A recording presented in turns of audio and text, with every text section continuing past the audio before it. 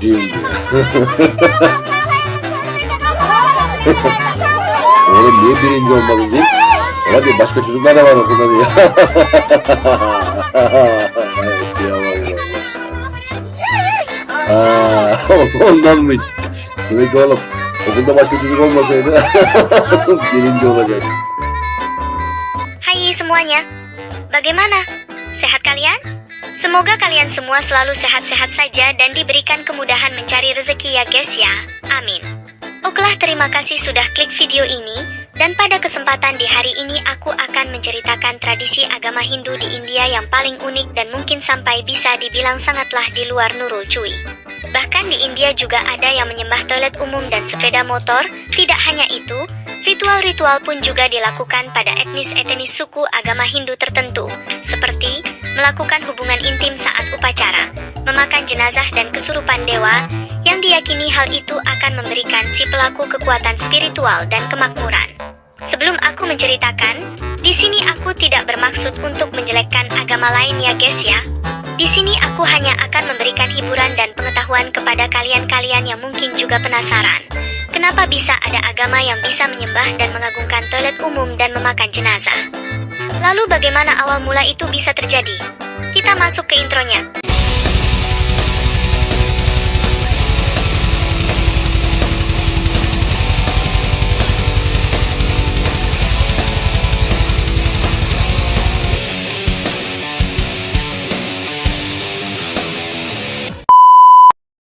Hinduisme merupakan kepercayaan dominan di Asia Selatan, terutama di India, yang mengandung beraneka ragam tradisi.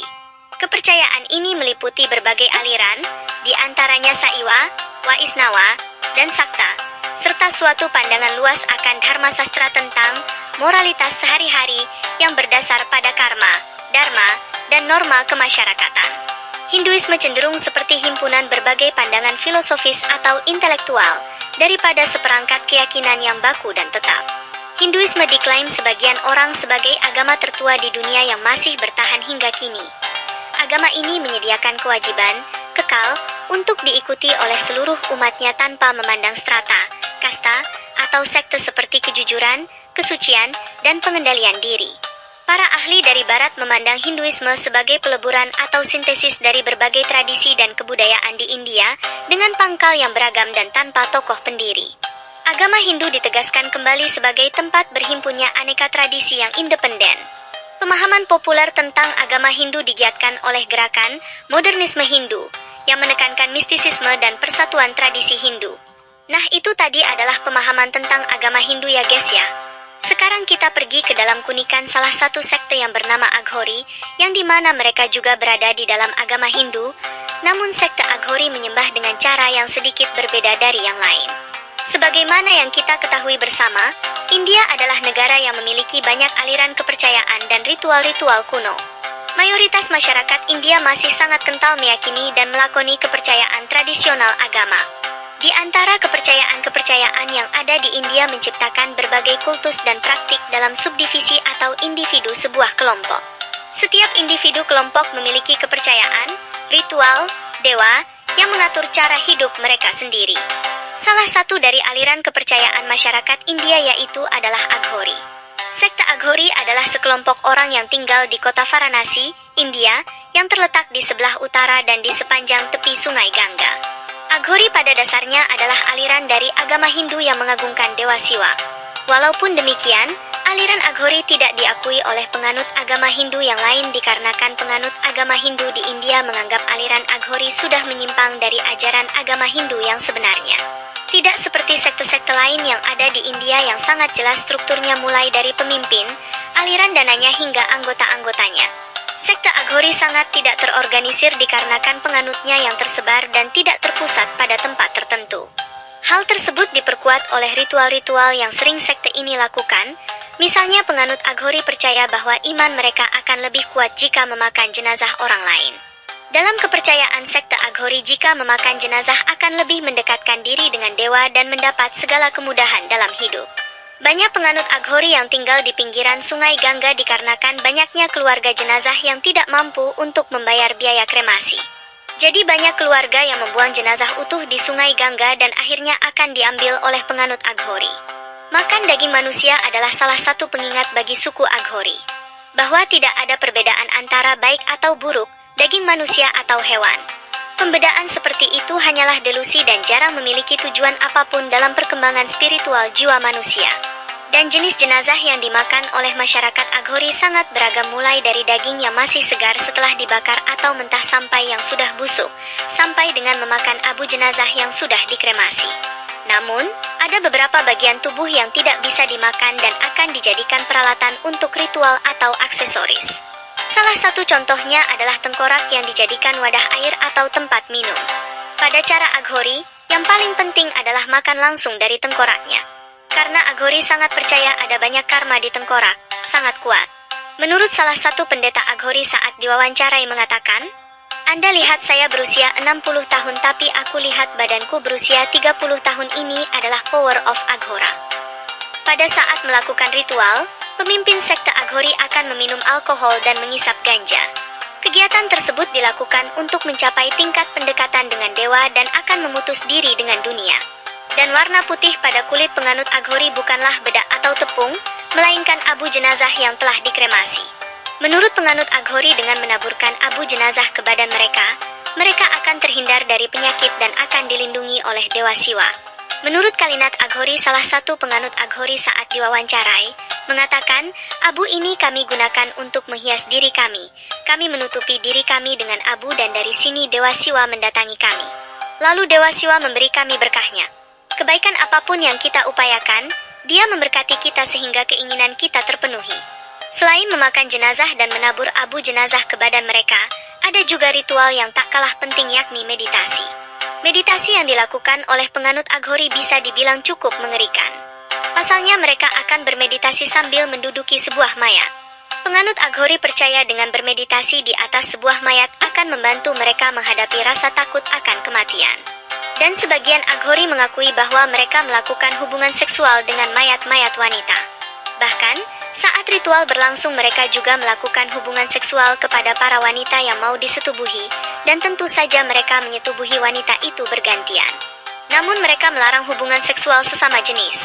Salah satu sekte Aghori menjelaskan, jika sekte ini menolak konsep baik dan buruk, prinsip dasar praktik ini adalah melampaui kemurnian untuk mencapai pencerahan spiritualitas dan melakukan penyatuan dengan para dewa. Langkah sekte Aghori menuju kemajuan spiritual melibatkan praktek bahaya dan gila, seperti makan daging manusia dan bahkan memakan kotoran mereka sendiri.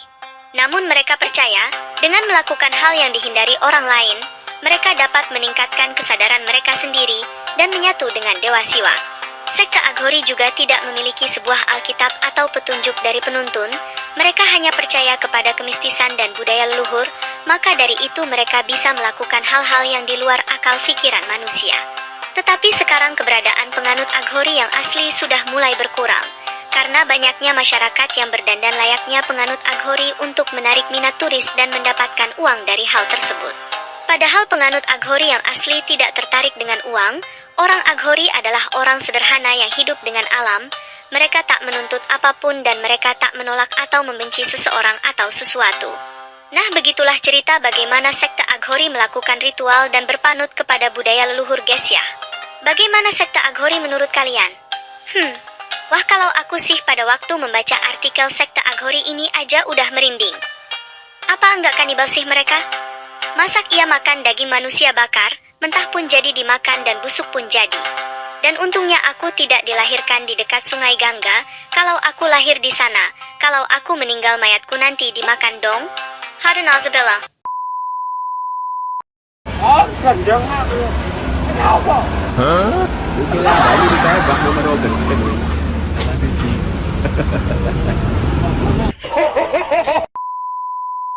Okelah, kita kembali lagi ke cerita. Setelah sekte Aghori, kita lanjut ke cerita yang aneh lagi, yaitu toilet yang disembah.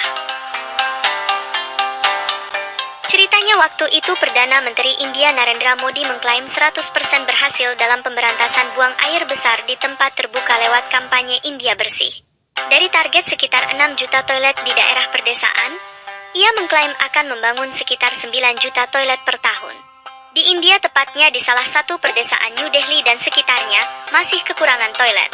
Pasalnya, berdasarkan World Bank, sekitar 15% masyarakat India tidak memiliki akses toilet. Setelah Perdana Menteri India Narendra Modi telah berusaha masalah sanitasi dengan membangun program India Bersih pada tahun 2014. Hal ini untuk mempromosikan praktik kebersihan toilet dan menghentikan buang air sembarangan. Namun, 8 tahun setelahnya India masih kekurangan toilet. Masalah sanitasi India tidak kunjung membaik. Lantas, kenapa di India kekurangan toilet? Alasan kenapa di India kekurangan toilet dikarenakan kelebihan populasi dan kurangnya sanitasi menjadi alasan kenapa di India kekurangan toilet. Selain itu, India sering gagal merawat toilet umum setelah dibangun dan sangat kurangnya peduli pada kebersihan. Contohnya di tempat WC umum. Setelah buang air besar, mereka tidak menyiram pupnya dan dibiarkan begitu saja, padahal air sudah disiapkan di tempatnya. Perilaku budaya buang air besar sembarangan juga memainkan peran besar. Orang India menganggap toilet adalah sesuatu yang sangat kotor sehingga mereka hanya membangunnya di luar rumah, seperti di tempat umum, tapi beralih-alih menggunakannya. Mereka malah buang air besar di pinggiran jalan, di pasir pinggiran pantai, dan tumpukan sampah. Mereka juga masih beranggapan buang air besar sembarangan sebagai pilihan yang lebih bersih. Oleh karena itu, setelah toilet umum dibangun, banyak dari masyarakat India tidak menggunakannya. Mereka malah mengalihfungsikan toilet menjadi gudang dan juga ada yang menyembahnya.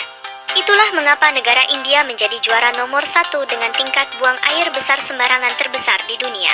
Juara kop juara buang air besar sih hahaha. Berdasarkan hasil laporan, angka buang air besar sembarangan di India lebih besar pada tahun 2000 yaitu mencapai 764 juta jiwa. Wah, bayangkan deh, 764 juta orang pup sembarangan di tempat umum. Joroknya sudah tidak bisa diragukan lagi deh ya, polusi udaranya jadi kecampur bau hajat tuh pasti. Ironisnya, masyarakat pedesaan di negara itu memilih untuk menyembah toilet yang baru dibangun itu daripada menggunakannya. Seperti yang dilansir Planet Custodian, warga menghiasi toilet dipenuhi bunga warna-warni dan juga menyembahnya. Penduduk desa ini mempersembahkan sesajen berupa pisang dan kelapa untuk para dewa yang diletakkan di toilet terbuka. Mereka bahkan tidak menggunakan toilet untuk buang hajat dan lebih memilih buang hajat di tempat terbuka atau seperti layaknya kucing liar yang suka pup di tanah, yaitu menggali dan mengubur hajatnya di sembarang tempat. Di perdesaan India, fasilitas seperti toilet masih dianggap sesuatu yang aneh. Orang-orang di pedesaan India masih percaya bahwa toilet tidak suci dan tidak higienis, dan banyak orang yang tidak tahu bagaimana dan mengapa harus untuk menggunakan toilet. Dan menurut Anil Prajapati, Ketua Organisasi Pembangunan Sanitasi Gujarat, sepakat bahwa budaya, keyakinan sosial, dan tahayul adalah beberapa kasus yang menghambat distribusi sanitasi. Anil Prajapati mengatakan, kami membuat toilet umum, tapi orang masih tidak menggunakannya. Beberapa orang takut bahwa ada penyihir di dalam toilet keluar dari lubang WC dan menculik anak-anak mereka. Hahaha, wah gak gitu juga kan konsepnya ya guys ya.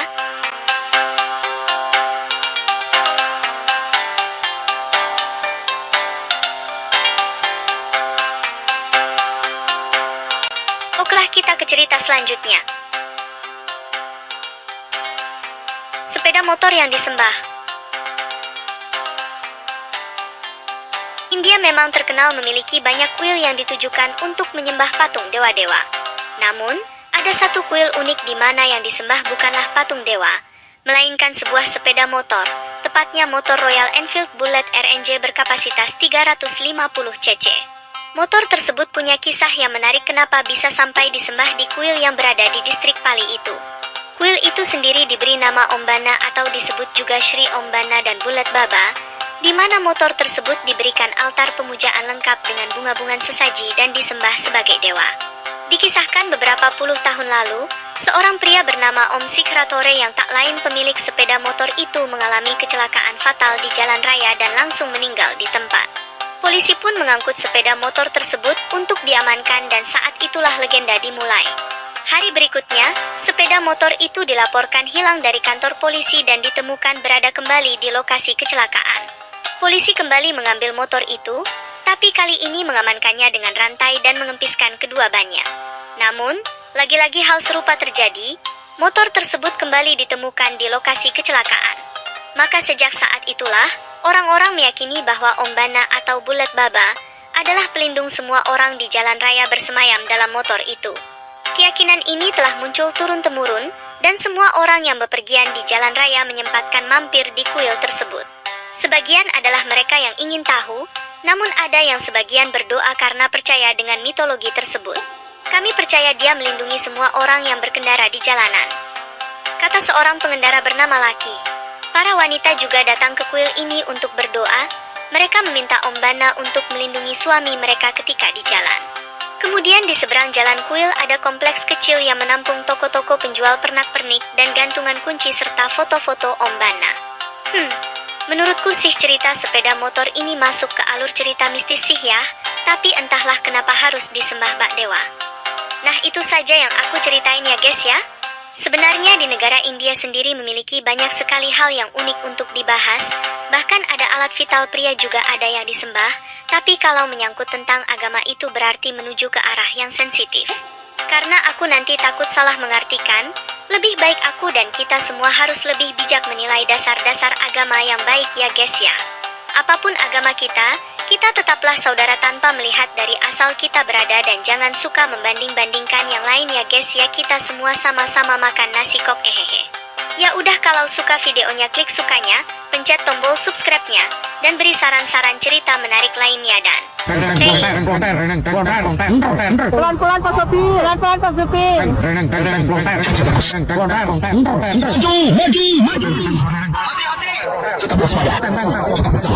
Pelan-pelan Pak Sopir, pelan-pelan Pak Sopir.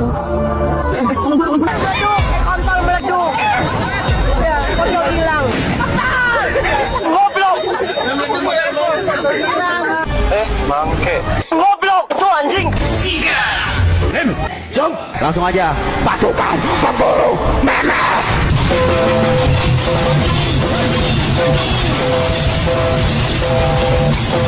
Astagfirullahaladzim. Bangke. Ada ibu-ibu anjay. Kak Baya dah ini. Supaya. Sama.